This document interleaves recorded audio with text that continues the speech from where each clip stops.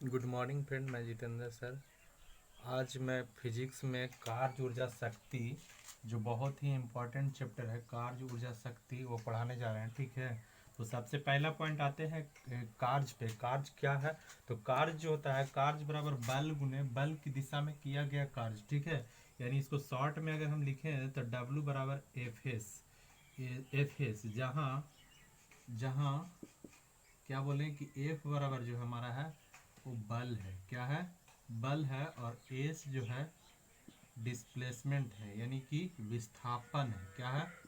विस्थापन है। ठीक है, तो विस्थापन और बल सबसे पहले समझ लेते हैं, उसके बाद में हम कार्य को समझाते हैं। बल क्या है? कहने का मतलब ये हुआ कि बल जो है, बल बराबर होता है द्रव्यमान गुने त्वरण। द्रव्यमान गुने त्वरण मतलब F बराबर m इंटू ए, अर्थात इसको लिखेंगे तो द्रव्यमान गुने त्वरण होती है। द्रव्यमान गुने त्वरण होती है। ठीक है, तो बल तो दो राशियों का गुणनफल ये है, द्रव्यमान और त्वरण का। ठीक है, उसके बाद में सबसे पहला पॉइंट ये आती है कि बल जो है, बल दो राशियों का गुणनफल है, द्रव्यमान तथा त्वरण का। माने बल वह भौतिक कारक है जो किसी वस्तु की गति में लाता है या लाने की चेष्टा करता है, उसे बल कहते हैं। ठीक है, बल लगाकर हम किसी भी वस्तु को एक जगह से दूसरे जगह आसानी से ले जा सकते हैं या ला सकते हैं, या किसी वस्तु की स्थिति में परिवर्तन ला सकते हैं। मतलब बल वह भौतिक कारक है जिसकी सहायता से हम किसी भी वस्तु को एक जगह से दूसरे जगह ला सकते हैं या ले जा सकते हैं, या उसका आकार या स्थिति में परिवर्तन कर सकते हैं, उसी को हम बल कहते हैं। ठीक है, तो बल जैसे मान लीजिए कि कोई वस्तु ए डिस्टेंस पे है और यहाँ से हम बी डिस्टेंस पे ले जाते हैं, तो इसके लिए हमको बल लगाना पड़ेगा। ठीक है, तो बल यहाँ से समझ में आ गया कि बल बिना बिना गति में परिवर्तन लाए बिना वो नहीं लग सकता। कहने का मतलब बल वह भौतिक कारक है जो किसी वस्तु पर लगता है और गति में लाने का प्रयास करता है। ठीक है, गति में लाता है या लाने की चेष्टा करता है, उसे हम बल कहते हैं। विस्थापन, इसके बाद में आते हैं विस्थापन। विस्थापन किसको कहेंगे थोड़ा सा समझ लीजिए। ठीक ना, विस्थापन, विस्थापन को शॉर्ट रूप में अगर समझा जाए तो बिंदु ए, ठीक है, और बिंदु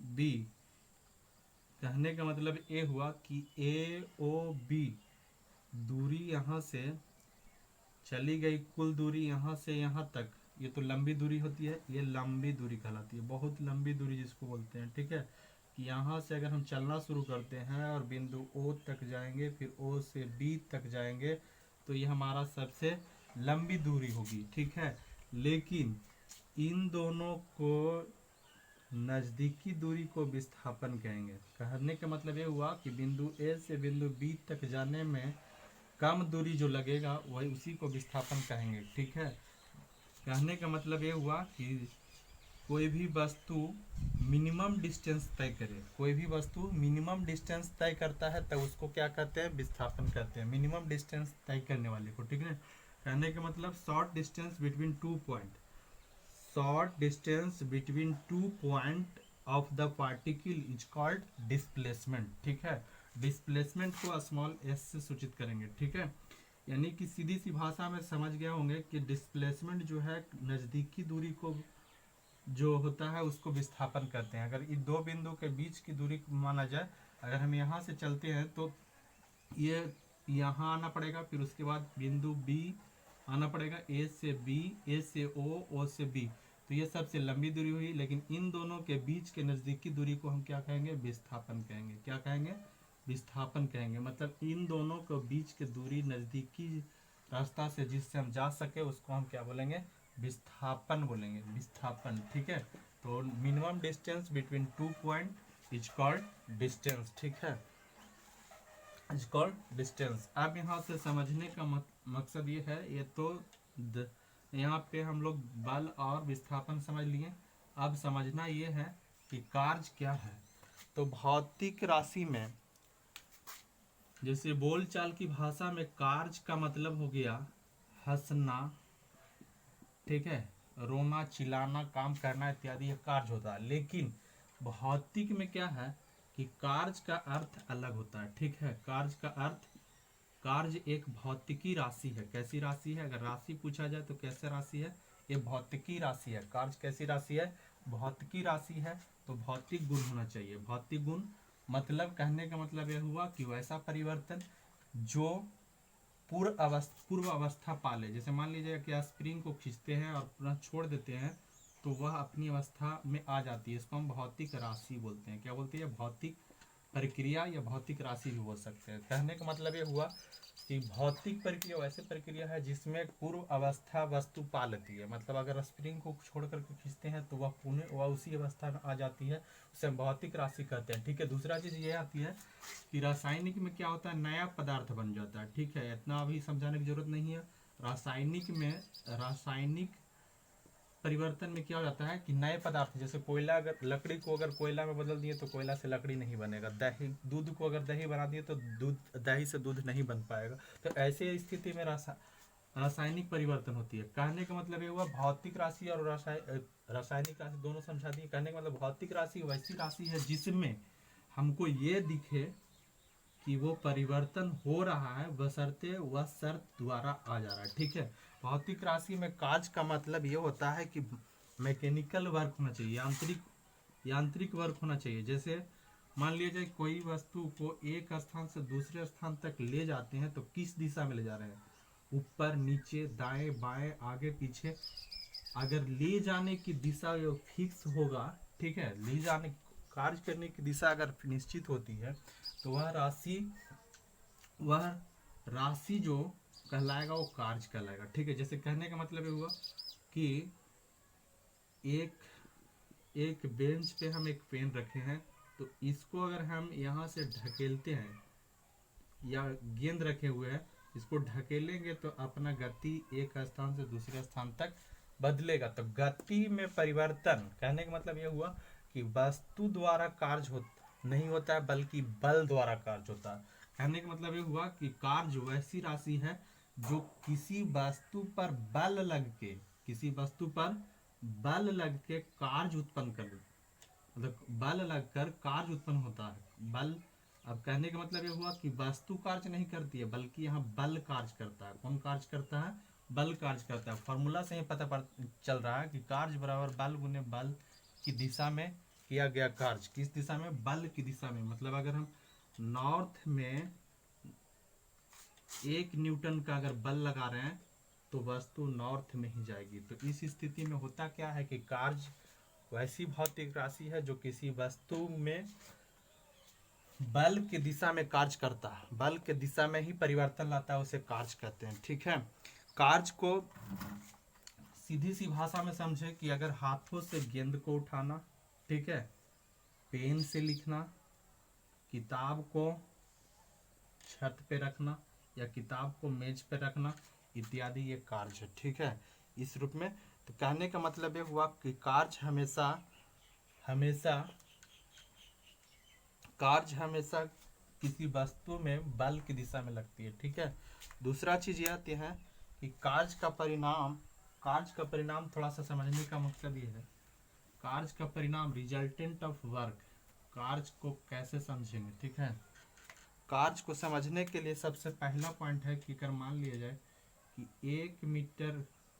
1 केजी का कोई वस्तु अगर हम 1 मीटर उठाते हैं, 1 मीटर ऊपर की ओर उठाते हैं तो 9.8 न्यूटन का बल लगता है। ठीक है, 9.8 न्यूटन का बल लगता है। तो कहने का मतलब अगर ये 2 केजी उठाएंगे तो इससे दोगुना बल लगेगा। तो जितना ज़्यादा क्षमता होगी, जितना ज़्यादा बल लगेगा उतना ज़्यादा कार्य होगा। ठीक है, यानी उतना ज़्यादा वर्क होगी। ठीक है।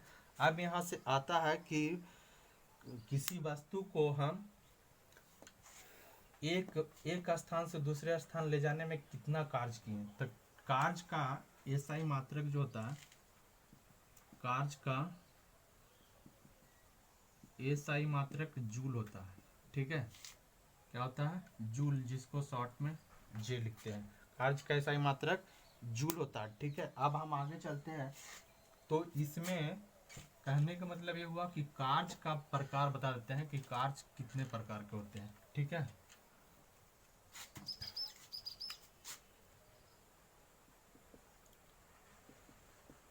कार्य कार्य 3 प्रकार के होते हैं। कितने प्रकार के होते हैं?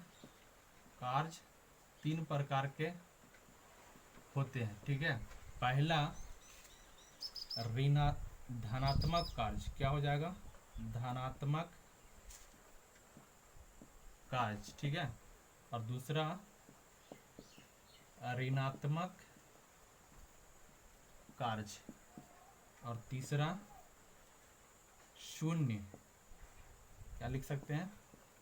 शून्य कार्य, ठीक है। कार्य को 3 भागों में बांटते हैं। कार्य कितने प्रकार के हो सकते हैं?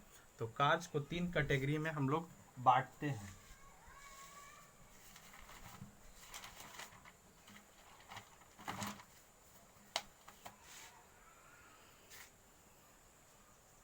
कार्य को 3 भागों में बांटते हैं, ठीक है। सबसे पहला हम आते हैं धनात्मक कार्य किसको कहेंगे, ठीक है। धनात्मक कार्य यानी कि पॉजिटिव वर्क, जो हम जिस रूप में समझा रहे हैं उसी रूप में समझिएगा। पॉजिटिव वर्क, ठीक है। पॉजिटिव वर्क कहे का मतलब यहां से एक उदाहरण लेते हैं कि अगर आपके पास धनात्मक कब है, धन अब कब है? जब आप कर्जदाता नहीं है, किसी के सहारे नहीं चल रहे, ठीक है। पॉजिटिव वर्क कहने का मतलब ये हुआ कि जब कार्य गुरुत्व बल के दिशा के अधीन कार्य होगा, गुरुत्व बल के दिशा के अधीन माने उसी ओर काम होगी, ठीक है। गुरुत्व बल के दिशा के उसी ओर अगर काम होती है, ध्यान समझिएगा। जब कार्य गुरुत्वा बल के, ध्यान समझिएगा कि जब बल गुरुत्वा अधीन के कार्य करती है, जब बल लगाकर हम किसी वस्तु को किसी गुरुत्वा अधीन के ही दिशा में काम करते हैं, तो वह बल क्या कहलाएगा? वह कार्य क्या कहलाएगा? धनात्मक कार्य कहलाएगा। धनात्मक कार्य कहलाएगा, ठीक है।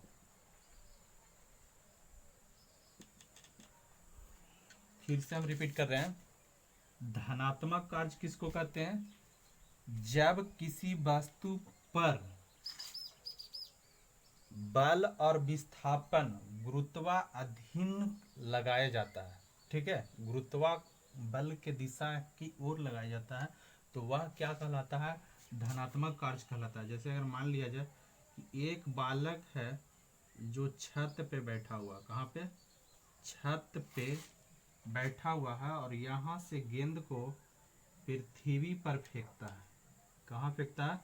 पृथ्वी पर फेंकता है। तो गेंद छत से कहाँ गिर रही है? पृथ्वी पर। गुरुत्वाकर्षण बल कहाँ लग रहा है?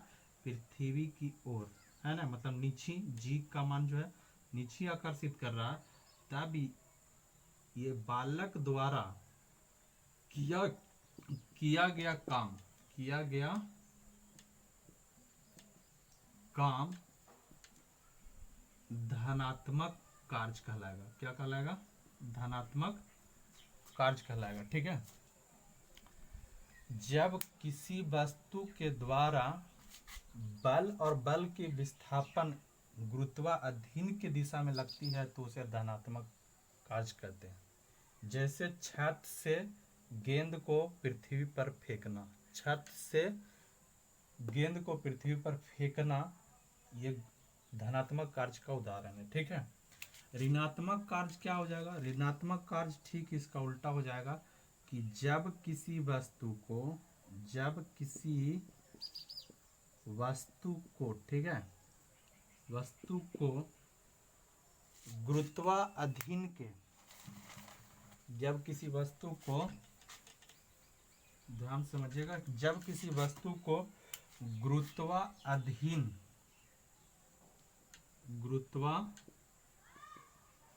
अधीन के उल्टे दिशा में काम किया जाए तो उसे धनात्मक कार्य करते, सॉरी, ऋणात्मक कार्य करते हैं। क्या कहते हैं? ऋणात्मक कार्य। जैसे एक उदाहरण लेते हैं, फिर से समझ लीजिए।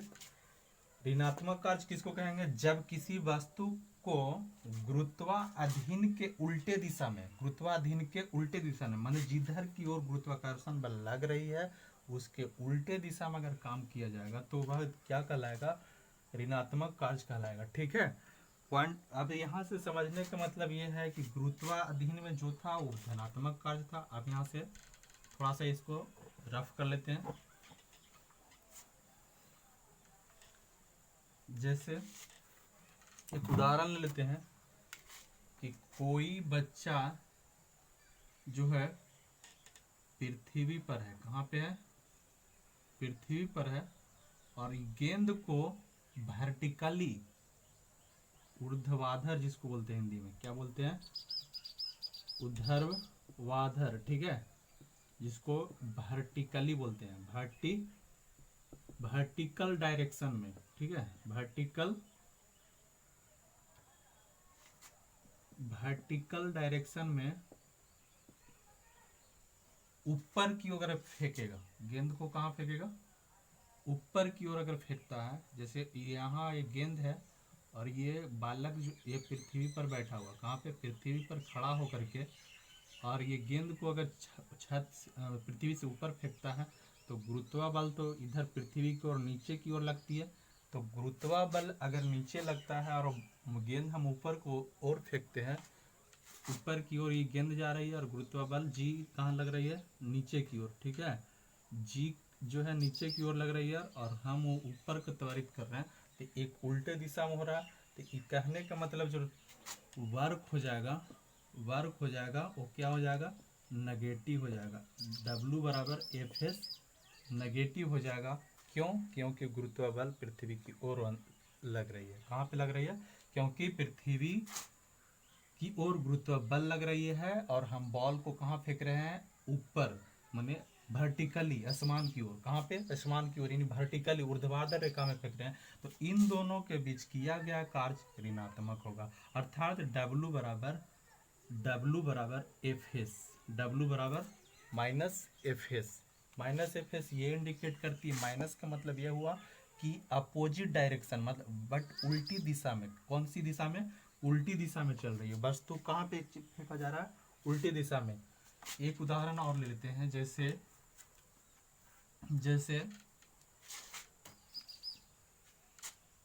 और भी कोई चीज ले लेते हैं। जैसे मान लीजिए कि पृथ्वी पर बैठे हुए हैं और यहाँ से हम पत्थर को फेंक रहे हैं। कहाँ पे फेंक रहे हैं? पत्थर को अगर हम ऊपर फेंकेंगे तो जी का मान जो है नीचे, गुरुत्वाकर्षण बल नीचे लग रहा है, वस्तु को हम ऊपर दिशा में फेंक रहे हैं, तो ये हो गया ऋणात्मक कार्य। क्या हो गया? ऋणात्मक कार्य। ठीक है, जब कार्य के लिए अवरोध उत्पन्न कर दे। जैसे और एक उदाहरण ले रहे हैं कि अगर ये इस पे है, हमको कहने का मतलब ये हुआ कि बॉल जो है अगर पृथ्वी पर फेंक रहे हैं और यहाँ से कोई रोक करके फिर इधर ही लौटा दे रहा है, तो W जो है पहले हमारा Fs था, बट इधर से बल लगने के कारण W बराबर -Fs हो गया। ठीक है, यानी कि बल गुने विस्थापन नेगेटिव हो गया। नेगेटिव के मतलब क्या हुआ कि मेरा बॉल इधर जाना चाहिए था और ये घूम करके अगर इधर आ गया उल्टी दिशा में, ए की ओर जाना चाहिए, ए से बी की ओर जाना चाहिए था, तो बी से ए की ओर आ रहा है, तो उल्टी दिशा में जो कार्य होता है उसी को हम ऋणात्मक कार्य बोलते हैं। धनात्मक हो गया कि सीधी दिशा में, मतलब गुरुत्वाधीन के ओर लगेगा तो उसको धनात्मक कार्य कहेंगे, और अगर उल्टे दिशा में लगेगा तो ऋणात्मक कार्य कहलाएगा। ठीक है, अब हम आते हैं कि शून्य कार्य कब होगा। ठीक है, शून्य कार्य, हेडिंग डाल लीजिएगा शून्य कार्य, जिसको जीरो वर्क बोलते हैं, जीरो वर्क। ठीक है, जीरो वर्क, नो वर्क भी इसको बोल सकते हैं, या शून्य कार्य। क्या बोलेंगे? शून्य कार्य कब होगा। ठीक है, तो मेरा कहने का मतलब ये हुआ, पहला डिफिनेशन ले लेते हैं। एक डिफिनेशन ऐसे ले लेते हैं कि एक वृत्त है। ठीक है, एक वृत्त है, यहाँ से 90 डिग्री का कोण बनता है। ठीक है, और ये 90 डिग्री का एंगल है, ठीक है। और यहाँ से डिस्प्लेसमेंट जो है राउंड अबाउट, मतलब ये चारों ओर, कहाँ पे, चारों ओर मूव कर रही है। ये मूव करने का डायरेक्शन दे रहे हैं। कहने का मतलब ये हुआ कि जब पार्टिकल मूव करेगा एक सेंटर से कनेक्ट होकर के, जब पार्टिकल मूव करेगा एक सेंटर से कनेक्ट होकर के, और उसका हमेशा डिस्प्लेसमेंट अगर जीरो, क्या होगा, डिस्प्लेसमेंट अगर जीरो होगा तो वर्क क्या निकल के आएगा, जीरो। वर्क क्या निकल के आएगा, जीरो, क्योंकि W बराबर एफ एस होता है, ठीक है। तो एस का मान अगर हम जीरो रखते हैं, एफ गुण जीरो, तो टोटल वर्क हमारा क्या निकल के आता है, जीरो। तो कहने का मतलब ये हुआ कि जब कोई भी वस्तु किसी वृत्ताकार मार्ग पर या वृत्ताकार पथ पे सेंटर से कनेक्ट होकर चलती है, सेंटर से कनेक्ट होकर के चलती है, तो वहाँ पे किया गया कार्य क्या कहलाता है, शून्य कार्य कहलाता है। शून्य कार्य कहलाता है, मैंने जीरो वर्क कहलाता है, ठीक है। अब नेक्स्ट पॉइंट ये है, ये तीनों उम्मीद करते हैं यहाँ तक समझ में आ गया होगा। जैसे मान लिया जाए कि पंखा जो है, ठीक है, पंखा जो है सेंटर से कनेक्ट होकर के मूव कर रहा है, तो पंखा का टोटल वर्क अगर निकाला जाए तो नो डिस्प्लेसमेंट, इसमें कोई विस्थापन नहीं है। तो विस्थापन नहीं है तो वहाँ कार्य क्या हो जाएगा, जीरो होगा। जैसे यहाँ जो है पृथ्वी के चारों ओर ग्रह का चक्र जो है सेंटर से नहीं कनेक्ट, मतलब ये टोटल वर्क यहाँ पे क्या हो रहा है, टोटल डिस्प्लेसमेंट ही जीरो हो जा रही है, यानी एस का मान जीरो, तो वर्क क्या हो जाएगा, जीरो। तो सब तीनों पॉइंट क्लियर हो गया होगा। उम्मीद करते हैं कि ये तीनों पॉइंट क्लियर होगा, आराम से हो गया होगा। अगर नहीं हुआ होगा तो कमेंट बॉक्स में कमेंट जरूर कीजिएगा, ठीक है। पॉइंट नंबर थर्ड में ये हमें रिपीट कर देते हैं कि सबसे पहला हम पढ़ा है कि पॉजिटिव वर्क क्या हो गया, पॉजिटिव वर्क, ठीक है। पॉजिटिव वर्क किसको कहेंगे, माने धनात्मक कार्य जिसको बोले, कि जब कोई वस्तु अगर गुरुत्वाधीन के काम करेगा, मतलब यहाँ से अगर छत पे कोई बैठा हुआ बॉल अगर नीचे की ओर फेंकता है तो ये प्लस यानी कि धनात्मक कार्य होगा, वर्क बराबर एफ एस, मतलब ये पॉजिटिव हो जाएगा। और अगर इसका उल्टा दिशा में पृथ्वी पे अगर बैठा हुआ ये ऊपर की ओर फेंकता है तो ये क्या हो जाएगा, W बराबर माइनस एफ एस। काम तो होगा लेकिन नेगेटिव डायरेक्शन में, गुरुत्वाधीन के उल्टे दिशा में, यानी कि दूसरा हो गया हमारा नेगेटिव वर्क, ठीक है। क्या हो गया, नेगेटिव वर्क, ठीक है। तीसरा हमारा था जीरो वर्क, क्या था, जीरो वर्क या शून्य वर्क। कब, जब कोई वस्तु सेंटर से कनेक्ट होकर के अगर मूविंग करता है राउंड अबाउट, माने चारों ओर, ठीक है, और सेंटर से कनेक्ट होना चाहिए, तो उसका क्या हो जाता है, वर्क क्या हो जाएगा, जीरो। वर्क क्या हो जाएगा, जीरो, ठीक है। क्लियर यहाँ तक, नो डाउट, किसी को दिक्कत नहीं होना चाहिए। वर्क दो राशियों का गुणनफल है, इसलिए कार्य जो है, कार्य क्या है, एक अदिश राशि है। कैसी राशि है, कार्य एक अदिश राशि है, क्योंकि इसका दिशा, कार्य एक अदिश राशि है क्योंकि इसका परिणाम नहीं होता, ठीक है। दूसरी चीज ये है कि कार्य के लिए तो फॉर्मूला बता दिए कि W बराबर एफ एस होता है, ठीक है। कार्य तीन प्रकार के होते हैं, पॉजिटिव वर्क, नेगेटिव वर्क और जीरो वर्क, ठीक है। इसके बाद में हम आते हैं, इसके बाद आते हैं, अगला पॉइंट आता है कि ऊर्जा किसको कहेंगे, ठीक है। इसके बाद हम आते हैं ऊर्जा, अगला पॉइंट आते हैं ऊर्जा। ऊर्जा को अंग्रेजी में बोलते हैं एनर्जी, ठीक है। अब यहां से समझिए, ऊर्जा जैसे ही कहते हैं उस तरह से एनर्जी ही आ जाता है हर कोई के शरीर में। एनर्जी क्या है, जैसे बातों बात में ये वो लोग बोल देते हैं, एनर्जी यानी कि ताकत, क्षमता जिसको बोल सकते हैं, ठीक है। एनर्जी, ऊर्जा किसको कहेंगे, थोड़ा सा पहले समझ लीजिए, ठीक ना। जब कोई भी वस्तु या पिंड, कोई भी पिंड, ठीक है, गतिमान है, क्या है, गतिमान है, और अगर उसमें बल लग जाए, अगर उसमें बल लग जाए तो उसको क्या बोलेंगे, ऊर्जा बोलेंगे। क्या बोलेंगे, ऊर्जा बोलेंगे, ठीक है। तो कहने का मतलब यही हुआ कि किसी वस्तु में कार्य करने की जो क्षमता होती है, किसी वस्तु में, लिख भी सकते हैं ऐसे, जो हम बोलते हैं वही लिख कीजिएगा, ठीक है ना। लिखना संभव नहीं है हर हर कुछ चीज़ का, ठीक है, लेकिन समझना जरूरी है। कहने का मतलब ये हुआ कि ऊर्जा किसे कहते हैं, तो किसी वस्तु में कार्य करने की जो क्षमता आ जाती है, कार्य करने की जो क्षमता आती है उसी को हम क्या कहते हैं, एनर्जी या ऊर्जा कहते हैं। क्या कहते हैं, ऊर्जा कहते हैं।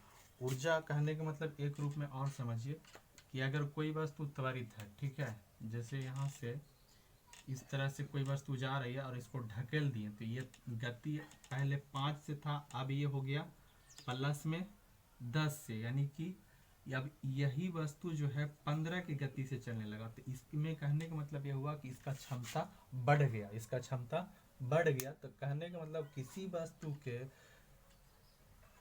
वस्तु के गति में परिवर्तन को ऊर्जा भी कह सकते हैं। दूसरी चीज यह है कि किसी वस्तु के कार्य करने की क्षमता को ऊर्जा कहते हैं। अब यहाँ से आते हैं कि ऊर्जा जो है, ऊर्जा दो प्रकार के होते हैं, ठीक है। ऊर्जा दो प्रकार के होते हैं। कितने प्रकार के होते हैं, ऊर्जा दो प्रकार के होते हैं। ऊर्जा दो प्रकार के होते हैं। पहला को बोलते हैं गतिज ऊर्जा। क्या बोलते हैं, गतिज ऊर्जा। और दूसरा को क्या बोलते हैं, स्थितिज ऊर्जा, ठीक है। ऊर्जा दो प्रकार के होते हैं, एक को बोलते हैं गतिज ऊर्जा और दूसरा को बोलते हैं स्थित ऊर्जा। अब ध्यान से समझिए कि गतिज ऊर्जा कब होगा और स्थित ऊर्जा कब होगा, ठीक है। गतिज ऊर्जा जब किसी वस्तु में, ठीक है, जब किसी वस्तु में गति के कारण कार्य करने की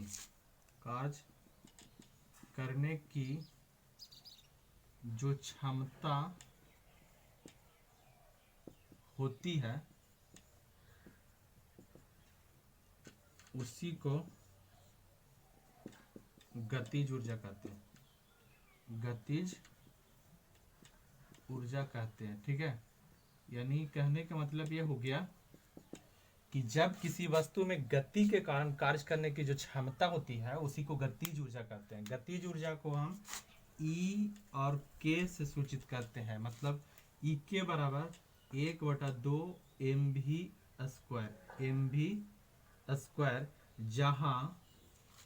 जहां m क्या है, तो वस्तु का द्रव्यमान है। किसका द्रव्यमान है, वस्तु का द्रव्यमान है। और v क्या है, तो वस्तु का वेग है, वस्तु का वेग है, ठीक है। अगर हम E के मतलब काइनेटिक एनर्जी, कहने का मतलब गतिज ऊर्जा को हम लोग काइनेटिक एनर्जी बोलते हैं, ठीक है। काइनेटिक इसलिए K से, कुछ लोग बोल रहे हैं K क्यों लिखे, तो K क्या है, K फॉर काइनेटिक एनर्जी, यानी गतिज ऊर्जा को E के बराबर 12 mv² से सूचित करते हैं, ठीक है। अब यहाँ से बात आ रहा है कि E के क्या है, कौन किसको पर निर्भर करता है। तो गतिज ऊर्जा जो है किस पे निर्भर करेगा, अगर मान लिया जाए, इसको क्लियर कर दे रहे हैं इतना, है ना, इसको क्लियर करने के बाद पता चल जाएगा, ठीक है। गतिज ऊर्जा में क्या क्या परिवर्तन आता है ये सिस्टम से देखा जाएगा। कहने का मतलब ये हुआ, हमने फॉर्मूला लिखा E के बराबर 12 mv², ठीक है, 12 mv²।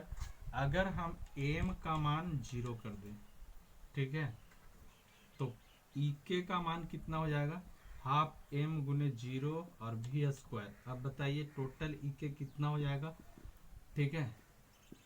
यहाँ से तो टोटल 0 से गुना करेंगे 0, यानी काइनेटिक एनर्जी 0। यानी कहने का मतलब ये हुआ कि कोई भी वस्तु को अगर हम ऊपर भी फेंकते हैं या नीचे फेंकते हैं तो उसमें भार होना चाहिए, यानी द्रव्यमान होना चाहिए। क्या होना चाहिए, द्रव्यमान होना चाहिए, तभी हम कार्य कर पाएंगे। कुछ लोगों का ये भी है, डॉट लग रहा होगा कि क्या निर्वात में काइनेटिक एनर्जी संभव है, तो नहीं, निर्वात में इसलिए संभव नहीं है कि वहाँ द्रव्यमान जीरो हो जाता है। द्रव्यमान जीरो तो kinetic energy zero, kinetic energy zero. अच्छा एक चीज़ और, यहाँ से अगर हम E K is equal to half M V square, ठीक है, और भी का मान अगर हम जीरो कर देते हैं तब भी जीरो, तो कहने का मतलब 1/2 गुने भी का मान जीरो, तो जीरो का स्क्वायर, और जीरो का स्क्वायर कुछ भी कर दीजिए उसका मान जीरो हो जाता है। तो so kinetic energy always depend upon mass into velocity के स्क्वायर, मास इंटू वेलोसिटी के स्क्वायर, है ना। No mass no kinetic energy, no velocity no kinetic energy, but it is only depend upon mass into velocity, mass into velocity, ठीक है। मतलब द्रव्यमान गुने, तो द्रव्यमान गुने वेग पर निर्भर करता है। क्यों, इसका कारण हमने बता चुका है, ठीक है। तो दोनों में से किसी एक का भी अगर मान जीरो होता है तो वहाँ गतिज ऊर्जा जीरो हो जाएगी। तो गतिज ऊर्जा का परिभाषा तो आप लोग भी रट चुके होंगे, इसलिए ज़्यादा इसको करने की जरूरत नहीं है, लेकिन समझाना जरूरी ये था कि गतिज ऊर्जा जो है किसी वस्तु में गति के कारण पैदा होती है, और उसके लिए क्या है, ई के बराबर हाफ एम वी स्क्वायर, जहाँ एम द्रव्यमान है, भी वेग है, ठीक है। अगर एम नहीं होगा तो गतिज ऊर्जा नहीं रहेगी, भी नहीं होगा तो हाँ गतिज ऊर्जा नहीं रहेगी। जैसे कहने का मतलब अगर मान लिया जाए गतिज ऊर्जा ई के बराबर यहाँ से हो गया हाफ एम वी स्क्वायर, ठीक है। अगर हम एम का मान एक रखे और भी का मान जीरो रखे तो यहाँ से टोटल मान जीरो हो जाता है। जीरो होने का मतलब सीधी सी बात समझिए कि काइनेटिक एनर्जी जीरो, कहने का मतलब कार्य नहीं तो ऊर्जा नहीं, कार्य नहीं तो ऊर्जा नहीं, सीधी सी बात। द्रव्यमान नहीं तो ऊर्जा नहीं, वेग नहीं तो ऊर्जा नहीं, ठीक है। अब पॉइंट आता है कि हम किसी वस्तु को किस रूप में समझेंगे कि एक गतिज ऊर्जा है। तो दौड़ता हुआ बालक, ठीक है, चलती हुई गाड़ी और दौड़ती हुई रेल की पटरी पे ट्रेन इत्यादि गतिज ऊर्जा का उदाहरण है। जिसमें भी गति है वो गतिज ऊर्जा है, ठीक है। दूसरी चीज आता है स्थित ऊर्जा। स्थित ऊर्जा किसको कहेंगे, तो the possession of a energy which can storage in only one state, एक ही स्टेज में स्टोर करके रखेगा, जमा करके रखेगा। जैसे मान लेते हैं कि सीधी सी बात ये है, हम बांध बना के, बांध यहाँ बांध दिए, ठीक है, इसमें पानी है, इस तरह से एक तालाब ले लेते हैं। तालाब में क्या है, पानी अगर भर देते हैं तो यह स्टोरेज हो गया। क्या हो गया, स्टोरेज, मतलब जमा हो गई, और ये कहीं गति नहीं कर पाएगी। उथल पुथल करना गति नहीं है, उथल पुथल अपने में मंथन होती है, ठीक है। तो जमा किया गया पानी या जमा की गई संचित, ये संचित ऊर्जा ही गतिज ऊर्जा, स्थित ऊर्जा, संचित ऊर्जा ही क्या है, स्थितिज ऊर्जा है, ठीक है। तो बांध बनाकर पानी को रखना, या चाबी वाले घड़ी में चाबी दे देना, चाबी स्टोरेज जो करके रखता है, एक बार क्या करते हैं चाबी लगा देते हैं और 24 घंटा के लिए फिक्स हो जाता है। तो चाबी वाले घड़ी में चाबी को देना इत्यादि क्या है, स्थित ऊर्जा का उदाहरण है, ठीक है। अब यहाँ से आते हैं कि स्थित ऊर्जा के लिए व्यंजक प्राप्त कीजिए। तो स्थित ऊर्जा के लिए व्यंजक प्राप्त करने का ये तरीका है कि कोई भी वस्तु, ठीक है, पीई बराबर एम द्रव्यमान की वस्तु है, ठीक है, एम द्रव्यमान की वस्तु है और गुरुत्वाधीन के लगता है, ठीक है। पोटेंशियल एनर्जी इसको बोलते हैं, इंग्लिश में क्या बोलते हैं, पोटेंशियल, ठीक है, एनर्जी, पोटेंशियल एनर्जी, कहने का मतलब P बराबर mgh, ठीक है। अब यहाँ से mgh, m क्या है, तो द्रव्यमान है, m क्या है, द्रव्यमान है, g क्या है, तो गुरुत्वीय त्वरण है, गुरुत्वीय त्वरण है, ठीक है। g क्या है, गुरुत्वीय त्वरण है, और h क्या है, तो ऊंचाई, क्या है, ऊंचाई, ठीक है। अब यहाँ से समझिए कि स्थित ऊर्जा कहाँ लगेगा, जहाँ पे द्रव्यमान होना चाहिए, क्या होना चाहिए, द्रव्यमान होना चाहिए, गुरुत्वीय त्वरण होना चाहिए और ऊंचाई होना चाहिए, ठीक है। अगर मान लेते हैं कि कोई भी वस्तु m बराबर 2 kg, ठीक है, और g बराबर 9.8 न्यूटन, ठीक है। और H बराबर 2 मीटर, कुछ भी ले लेते हैं। तो कहने का मतलब पोटेंशियल एनर्जी कितना हो जाएगा, तो 2 गुने 9.8 इंटू 2 है ना, और इसका मल्टीप्लिकेशन कर देंगे, ठीक है। तो एनर्जी का यहाँ जूल लगा देंगे, ये तो इतना एनर्जी हमारा निकल जाएगा। तो कहने का मतलब ये हुआ कि the possession of a energy which produce in a gravitational to into height is called potential energy, ठीक है। किसी वस्तु में स्थिति के कारण जो ऊर्जा पैदा होती है उसी को हम स्थित ऊर्जा बोलते हैं। क्लियर। आप यहाँ से थोड़ा सा समझ लीजिए,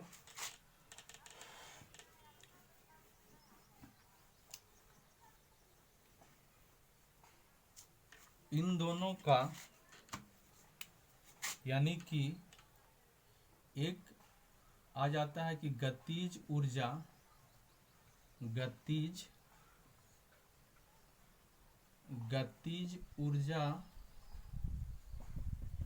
प्लस स्थितिज ऊर्जा के योगफल को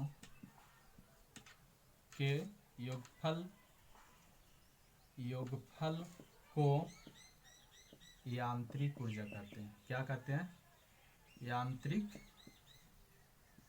ऊर्जा कहते हैं। जैसे समझ लीजिए यहाँ पे E के प्लस P, ठीक है। कहने का मतलब ये हो गया कि हाफ mv² प्लस mgh दोनों मिलकर के क्या बनाता है, मैकेनिकल एनर्जी। क्या बनाता है, मैकेनिकल, यानी कि यांत्रिक ऊर्जा। यांत्रिक ऊर्जा, दो ऊर्जा का योगफल को यांत्रिक ऊर्जा कहते हैं, जिसमें kinetic energy plus potential energy के योगफल को क्या बोलते हैं, मैकेनिकल एनर्जी कहते हैं, ठीक है। यहाँ तक किसी को डाउट नहीं होना चाहिए। और इसके बाद हमारा लास्ट स्टेज जो बच जाती है,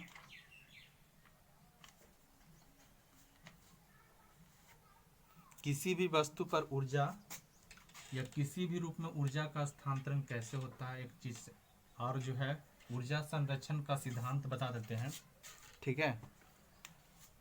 कंजर्वेशन ऑफ एनर्जी जिसको बोलते हैं, कंजर्वेशन ऑफ एनर्जी, ठीक है। कंजर्वेशन ऑफ एनर्जी यानी ऊर्जा संरक्षण का सिद्धांत। हिंदी में लिखेंगे तो क्या लिखेंगे, ऊर्जा संरक्षण का सिद्धांत, ठीक है। ऊर्जा संरक्षण का सिद्धांत। सबसे पहले यहाँ से ये पॉइंट आ जाता है कि ऊर्जा ना तो, ऊर्जा संरक्षण का नियम ये कहती है कि ऊर्जा को ना ही तो हम बना सकते हैं और ना ही तो बर्बाद कर सकते हैं। ऊर्जा को ना ही तो हम बना सकते हैं और ना ही तो बर्बाद कर सकते हैं, बल्कि एक रूप से दूसरे रूप में बदल सकते हैं। एक रूप से दूसरे रूप में बदल सकते हैं। कहने का मतलब यह हुआ कि the possession of energy which can convert to each one another but it can not create and not destroy, ठीक है। कहने का मतलब यह हुआ कि ऊर्जा किसी भी रूप में हम लोग बना भी नहीं सकते हैं और ना ही तो बर्बाद कर सकते हैं, बल्कि एक रूप से दूसरे रूप में परिवर्तन किया जा सकता है। The energy had not create not destroy, ठीक है। दोनों रूप में समझा दे रहे हैं कि ऊर्जा को ना ही तो बर्बाद किया जा सकता है और ना ही तो विनाश किया जा सकता है, बल्कि एक रूप से दूसरे रूप में परिवर्तन किया जा सकता है। उसी को क्या बोलते हैं, ऊर्जा का सिद्धांत बोलते हैं, ठीक है। Conservation of law of energy, ठीक है। तो सबसे पहला पॉइंट ये आता है कि जैसे मान लिया जाए जनरेटर जो है, जनरेटर क्या करता है, अब बताइए, ठीक है। जनरेटर जो है इलेक्ट्रिक से मैकेनिकल में बदलता है, ठीक है। यांत्रिक ऊर्जा से विद्युत ऊर्जा से यांत्रिक ऊर्जा में बदलता है, ठीक है। जनरेटर जो है यहाँ से मैकेनिकल से, ठीक है। कहने का मतलब यांत्रिक, क्या लिखेंगे, यांत्रिक ऊर्जा से विद्युत ऊर्जा देती है। क्या देती है, यांत्रिक ऊर्जा से विद्युत ऊर्जा देती है, ठीक है। इसी तरह से जो भी है एक दूसरे रुपए में बदलता है, ठीक है। तो जैसे मोमबत्ती हो गया, एक दो उदाहरण बता दे रहे हैं। मोमबत्ती, ठीक है। मोमबत्ती क्या है, मोमबत्ती जो है उष्मा ऊर्जा को प्रकाश में बदलती है, उष्मा ऊर्जा को क्या करती है, प्रकाश ऊर्जा में बदलती है। ठीक है, तो हर चीज एक दूसरे से डिपेंड है। ठीक है, एक दूसरे को बदलने का प्रयास करता है। तो ये दिमाग में बैठा लीजिए कि ऊर्जा ना तो बर्बाद हो सकती है और ना ही तो इसको बनाया जा सकता है, बल्कि एक रूप से दूसरे रूप में परिवर्तन आसानी से कर सकते हैं। ठीक है, यहाँ तक समझ में आ गया होगा दोस्तों। काहे कि यहाँ अगर नहीं समझ में भी आता है तो कमेंट में जरूर लिखिएगा। काहे कि ऊर्जा संरक्षण का सिद्धांत बहुत इंपॉर्टेंट चीज़ है। ठीक है, अब आते हैं इसके बाद में मेरा नेक्स्ट पॉइंट आ जाता है शक्ति। क्या बोलते हैं, शक्ति। ठीक है, नेक्स्ट पॉइंट यानी लास्ट पॉइंट भी समझ सकते हैं कि शक्ति। अब यहाँ से शक्ति जो है किसी को भी एक अलग तरीका से समझिए। ठीक है, इसको ऐसे भी बोल सकते हैं, P बराबर होता है W/T। ठीक है, तो कहने का मतलब ये हुआ कि इकाई समय में, इकाई समय में किया गया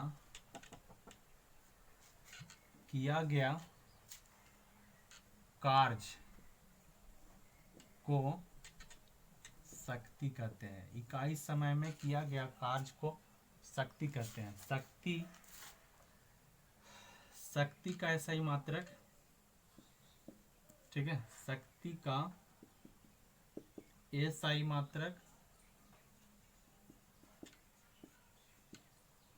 वाट होता है। क्या होता है, वाट, जिसको W से सूचित करते हैं। ठीक है, शक्ति का ऐसा ही मात्रक वाट होता है, और एक और ये मात्रक होता है अश्व शक्ति, जिसको शॉर्ट में बोलते हैं HP। 1 HP बराबर होता है 746 वाट। ठीक है, तो कहने का मतलब ये हुआ कि इकाई समय में किया गया कार्य को शक्ति कहते हैं। मतलब इसको इस रूप में कहेंगे कि the rate of change of work done with time, the rate of change of work done with time is called power, is called power. कहने का मतलब ये हुआ कि इकाई समय में किया गया कार्य को शक्ति कहते हैं। ठीक है, शक्ति का ऐसा ही मात्रक वाट होता है। एक और आ जाती है जो कि नई चीज़ आपको दिखने के लिए मिलेगा। काहे कि ये साइंस मस्ती चैनल जो है नई नई चीज़ों की जानकारी देती है, इसलिए नई नई चीज़ जान लीजिए कि औसत शक्ति एक आता है। ठीक है, औसत क्या होती है, औसत शक्ति। औसत शक्ति किसको कहेंगे, तो कहने का मतलब ये हुआ कि इकाई समय में किया गया टोटल काम, इकाई समय में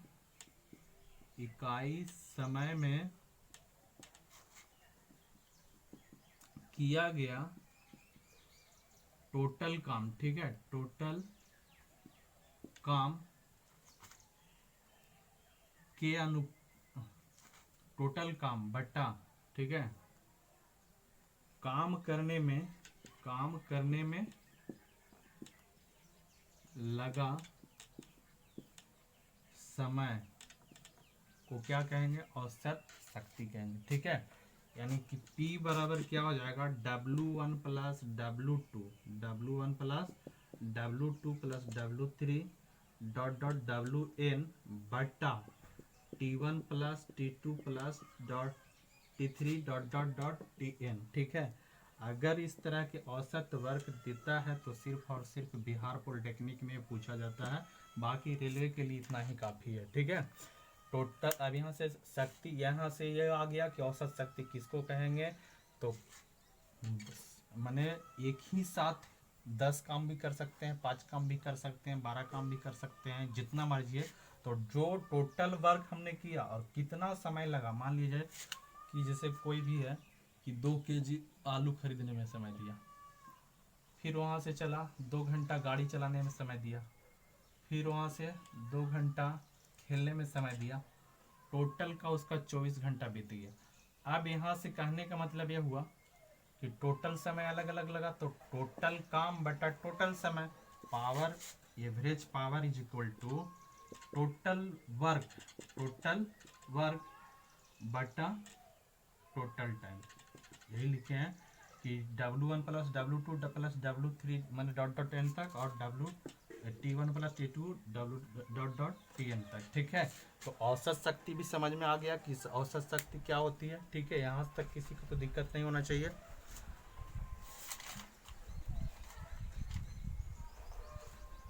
अब इसके बाद में एक चीज़ और थोड़ा सा बता दे रहे हैं कि 1 kWh, इसको 1 kWh इज इक्वल टू होता है 3.6 गुने 3.6 गुने थोड़ा 3.6 गुने 10 के पावर 6 जूल होता है, ठीक है। कितना होता है? 10 के पावर 6 जूल हो जाता है। 1 kWh इक्वल टू, ठीक है। थैंक यू दोस्त। आज का वीडियो कैसा लगा एक कमेंट बॉक्स में ज़रूर लिखिएगा। अगर अच्छा लगता है तो चैनल को सब्सक्राइब कीजिए, लाइक कीजिए और शेयर कीजिए, और कंटिन्यू अगर बने रहिएगा तो सभी विषय लगातार हम अपलोड कर रहे हैं। सभी विषय का लाइव क्लास जारी है टाइम टू टाइम, ठीक है। प्रत्येक दिन वीडियो 11 बजे से लेकर के 6 बजे तक 3 बैच आती है, ठीक है। जिसमें एक घंटा कर करके 3 बैच आती है। तो अगर चैनल पे अच्छा लगता है तो सब्सक्राइब जरूर करें, काहे कि आपका एक सब्सक्राइब, एक लाइक मेरा मोटिवेट होने का देता है, ठीक है। Thank you for watching my video.